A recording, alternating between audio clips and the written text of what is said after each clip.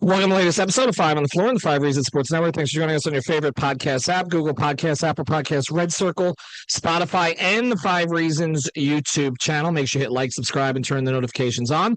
Also, make sure you go to rockesports.com. That's ROK esports.com. Our first ever 2K tournament. It's going to be after Heat Celtics on Friday night. Alex Toledo, you know him as Tropical Blanket, is going to be your host. Come check it out. Sign up online, though. It's $30 to play. There are lots of prizes. It's great food, great drinks. It's going to be a great time after. Again, as soon as Heat Celtics ends, it starts. But come hang out for the Heat Celtics game as well. Rock Esports Center. Go to rockesports.com. And now, today's episode. All right, welcome back to Five on the Floor. You hear a little bit of background noise. That's because we're actually at Kaseya Center right now. Myself and Brady Hawk, Alex Toledo is at Rocky Sports right now. Will be showing up shortly. We wanted to do this for posterity. I've had a little bit of a cold. My voice hasn't been so great, so we had to bump some episodes back. So we're here at 6 p.m. on opening night. Just actually got out of Eric Spoelstra's press conference. And Brady Hawk and I are going to go through some of our predictions for this season so that later we can't tell you that it just was whatever we felt like. We'll actually have it here recorded. So I'm going to start here. We'll go back and forth with these. And I'm going to start with the top here. We've already talked about scoring, who's going to lead the team in scoring and all of that. I'm going to start with this. I think that this is a 47-win team on paper. And how do I come to that? I don't expect a big trade. I think if we were expecting a big trade at this point, we might look into the 50s. How are they going to upgrade? I just don't think that's the direction of the season. I think, Kyle Lowry's contract is obviously something to watch, but I think that the roster going into opening night is pretty much what we're going to see for most of the season. Certainly Jimmy and Bam and a lot of the other pieces. We'll see what happens with Caleb Martin. I just look at it this way. I might say low 50s if I thought Jimmy was going to play 75 games. I don't. I had him at about 67, probably misses about 15. In those games, you just try to go, even with improved depth, you try to go 7 and 8, maybe 6 and 9 in those games. I think that holds you back a little bit. They did have a lot of games lost to injury last year. That tends to happen with the Heat. They will hold guys out a little bit longer, so I don't know that that's going to change dramatically. I expect growth from Bam and Herro, but I expect it to be mostly around the margins. And I don't know that there's another guy that's going to pop enough. I see good signs. We saw him from Highsmith before he got hurt, but now he may miss a month. I think with Caleb a little bit, maybe Hawkes makes a contribution. But I think 47 wins. And when people are like, okay, where does that rank in the East? In the West, 47 wins might not get you a top 6 or 7 seed, the way that looks. I think in the Eastern Conference, it's Boston, Milwaukee in some order. I think Cleveland will be a very good regular season team. I have Miami slotted in right behind. Yeah, I don't think that's a crazy thing to say. I think the only thing that I may push back on a little bit is talking about the record potentially in the games Jimmy doesn't play, because I think that's the stuff we're looking at. And I actually feel like they're better fitted for those type of games than they were previously, and probably in any Jimmy team across this Heat era. Like, I just feel like we could talk about depth, but they have the correct depth. I know Spo's used that word before, like having the right depth, but they have the right depth behind Jimmy. Whereas, like, if Jimmy doesn't play, they have the other guy to go to. They have a guy that can back up the guy that they go to. Like, they have these other guys that they can run similar stuff through. So I think that kind of bumps them up in a way in the wins column. So I'm pretty much right there with you. I guess I'll flow into my prediction this season. I mean, you went big picture. I'm still going to stay on the minor side of things. And you mentioned his name before. I just think Highsmith's going to have a bigger role and kind of bigger season than we ever anticipated before this season. I've kind of started saying it right up when camp started. I kind of got a look at what he was looking like, and it's like, okay, they have something here. They have a guy that is the perfect build around their main guys that can play at the 4. Mm-hmm. And he's the perfect guy that Eric Spoelstra could utilize, because that's the type of guy he likes. That's the type of guy he leans on. When he talked about, molding his game kind of in a way of PJ Tucker. Well, Spo love PJ Tucker. So that's not a terrible guy to mold your game after on this Heat roster. But I just think in terms of predictions, I said before, like there was a kind of talking about hot takes, and it's like, I just think Highsmith's going to close way more games than we've given credit for. Like when we talk about a closing lineup, I think it could get to like a point where they're rolling out Caleb, like their main three guys, and then maybe Caleb and Highsmith or Jay Rich and Highsmith. They're doing different things, but I think Haywood's going to be in that closing lineup more than maybe we're expecting. Because before this, we were talking about him not even maybe being in the rotation. Like we were talking about Hawkins and Jovich and the fun aspects of them. But I'm like, Haywood Highsmith is going to be in that rotation when he returns. It's a difficult setback, but I just think that'll be kind of the thing we'll look back on this season and say, well, he had a bigger role than we expected. I know you guys went through the defense without me, and I got a chance to listen to a lot of that. So I'll make another prediction here. I think they get back into the top 5 defensively this year, because I think that they have the flexibility to go all defense if they need to at times. And I know obviously Tyler's going to play a big role and you have to cover him up defensively to a large degree. But when you talk about Highsmith, you talk about Richardson, who I think if we talk about where he's still going to be most effective for them, I think it's going to be on the defensive end. We talk about Caleb and obviously what he can do defensively. You can put the 3 of those guys out there with Bam and Jimmy to close games at times. And that is a lockdown type unit. So I think that they are going to finish in the top 5 in the defensive categories that matter. Field goal percentage against. This is a team that doesn't foul a lot. I think that will play to their advantage as well. And then on the offensive end, I think we had them, we were like, can they be top 15? And all of us were kind of shaky on it. I think they'll be somewhere in that 15 to 20 mix. To me, the most important thing for them offensively, other than the obvious, which is the 3-point shooting, is can they increase their free throw rate? Because if they can increase their free throw rate, they're a good free throw shooting team. We talked about it last year, 10th, I think, in attempts, but they were second overall in makes simply because they make so many of them once they actually get there. Somebody else has got to be able to do that for them. And I look at Caleb, and we've talked about the stats here, and I have him close to 13 points per game. I kind of felt like I undershot there a little bit. Caleb, to me, is the guy that I think, and I know you talk about Highsmith, and so sometimes I think we take Caleb for granted a little bit because he's already kind of made that leap. I think the next leap is coming. I don't think that this is going to be a player that we look at and say, oh, we had such high hopes for him and he's having a sophomore slump kind of situation. Not that last year was his rookie year, but it was a breakout year for him. I don't think that's the case. I think if you're going to look at disappointments for this season, and I don't know that it's necessarily going to be their fault, I think we got ahead of our skates a little bit on Jovich. I'm wondering where the role is going to be for him. He looks like somebody they need to feature a little bit more. I don't know how they do that without a prolonged injury.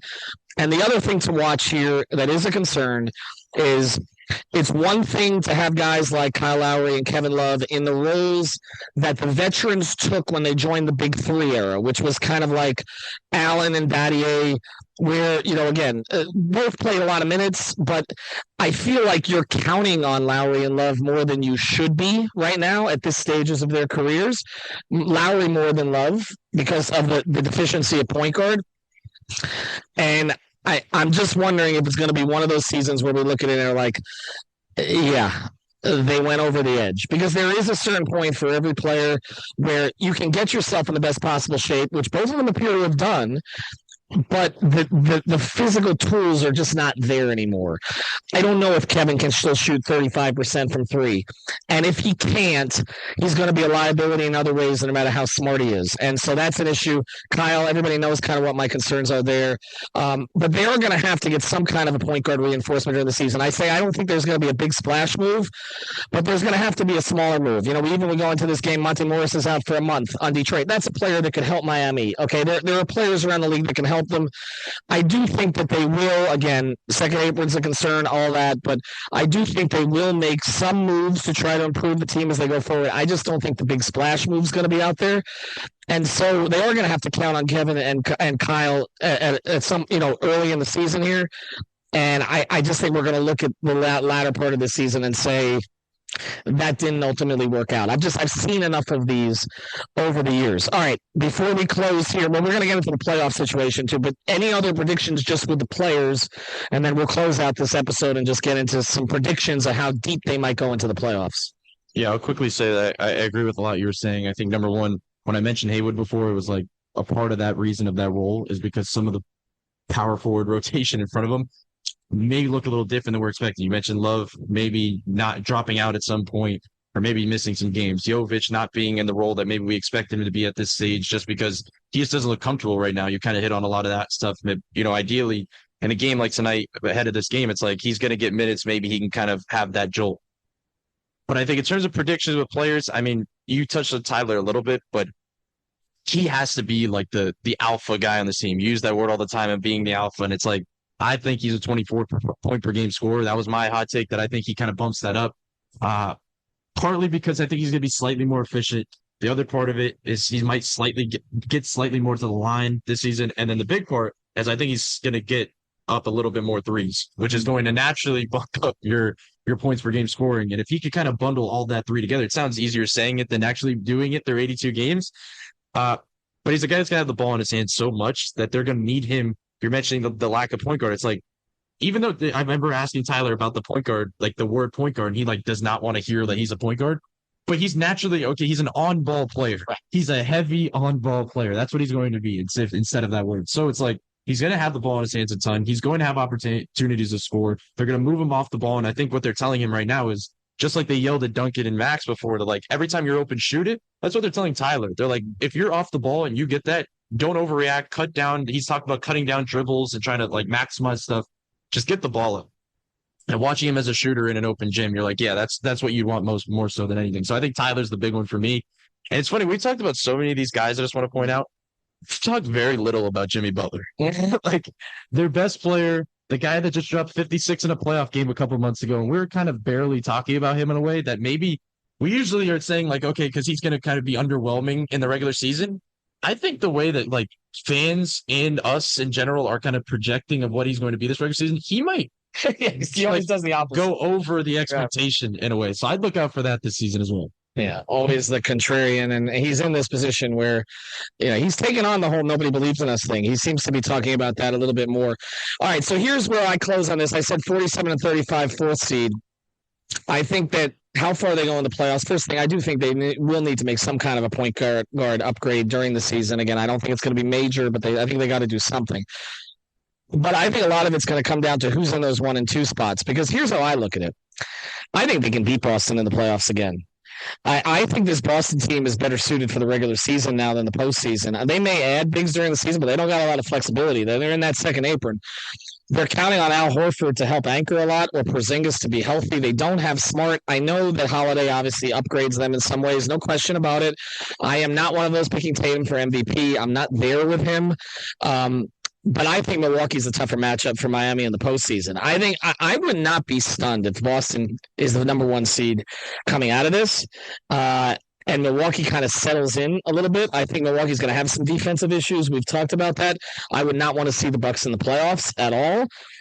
I think if Boston gets the 1 seed, I absolutely could see Miami getting to the conference finals and playing the Bucks. Absolutely could see that. I think if Milwaukee's the 1 seed, I don't see it. I understand that Miami has beaten Milwaukee in various incarnations over the years. This is a different animal you got to deal with offensively that Milwaukee's bringing into this. And so I will say this. I'm going to play the optimist role here. Say Boston gets the 1, Miami gets the 4. The Heat make the Eastern Conference Finals and lose to the Bucks in 5 games. And because you're playing the optimist role, I'm going to one-up you.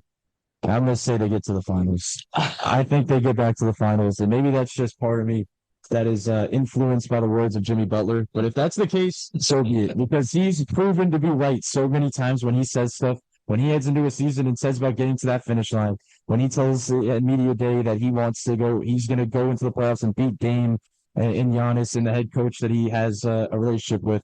I believe him. Like, if all these people that have doubted him when he said these words before, like at a certain point, you just have to accept it, that it's going to get to a certain point in the playoffs where you have to trust that player, this coach, and this organization. So you were playing out this role, but I had to one up you. As long as he doesn't say he's stupidly locked in, they'll be fine. All right. Thanks to Brady. Alex will join us on future podcasts. So there we're at. Brady's got him in the finals. I got him in the conference finals. And then Heat fans are going to be complaining in the offseason that they don't help Jimmy out in his window after he averages 32.3 points in the postseason, and they fall just short again. Thanks to our sponsor, Rocky Sports Center. Make sure you go out there Friday night, 2K tournament. You guys told us you wanted us to go to Dade. Sign up. Thank you for listening to the Five on the Floor on the Five Regional Sports Network.